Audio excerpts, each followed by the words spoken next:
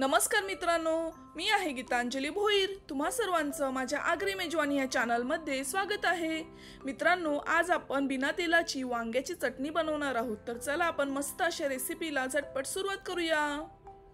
वांग्याची चटणी बनवण्याकरता एक मोठं काळ्या रंगाचं वांग आपल्याला घ्यायचं आहे, ज्यामध्ये ना बिया कमी असतील।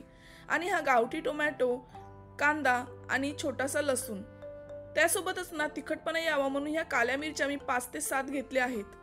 आता हे वांग लवकर शिजावं म्हणून ना याला मी फोकच्या साहाय्याने होल पाडून घेते, म्हणजे हे वांग लवकर शिजेल। तुम्ही सुरीच्या साहाय्याने ह्याला काप सुद्धा देऊ शकता। आता मी सेम प्रोसेस कांद्यासोबत सुद्धा करते, म्हणजे कांदा सुद्धा आपला लवकर शिजेल। कांदा एकदम जास्त मोठा सुद्धा घेऊ नका, असा मीडियम साईजचाच कांदा घ्या।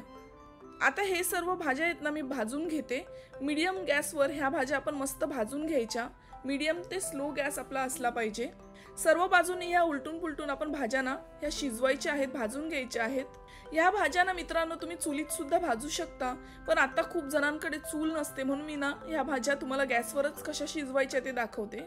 तुम्ही बघू शकता कांदा, टोमॅटो, वांग हे सगळं मस्त आपलं शिजलं गेलं आहे। तर आपण हे थंड होऊ द्यायचं आता।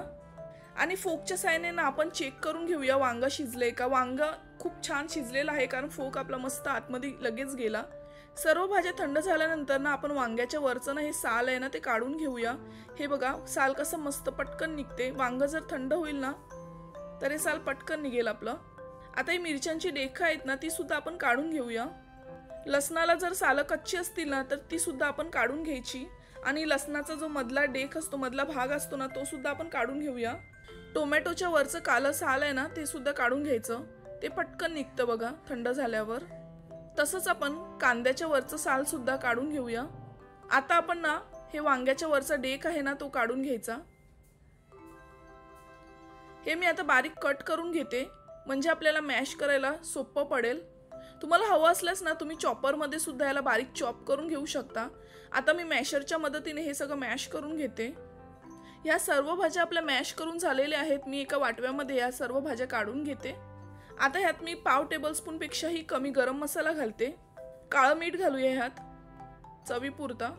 आता हे सर्व छान मिक्स करून घेऊया। वरून कोथिंबीर घातली आहे, कोथिंबीर सुद्धा छान मिक्स करून घेऊया। मित्रांनो, मस्त अशी बिना तेलाची आपली वांग्याची चटणी तयार झालेली आहे।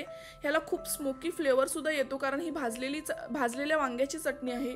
तर मित्रांनो, तुम्ही ही मस्त अशी टेस्टी रेसिपी नक्की ट्राय करून बघा, तुम्हाला नक्की आवडेल। तर तुम्हाला माझा आजचा व्हिडिओ कसा वाटला ते मला कमेंट करून कळवा। आणि जर तुम्हाला माझा हा व्हिडिओ आवडला असेल तर माझ्या व्हिडिओला लाईक आणि शेअर नक्की करा। आणि हो, माझ्या चॅनलला जर सबस्क्राईब नसेल केलं तर सबस्क्राईब देखील करा। Thank you for watching my video. Bye.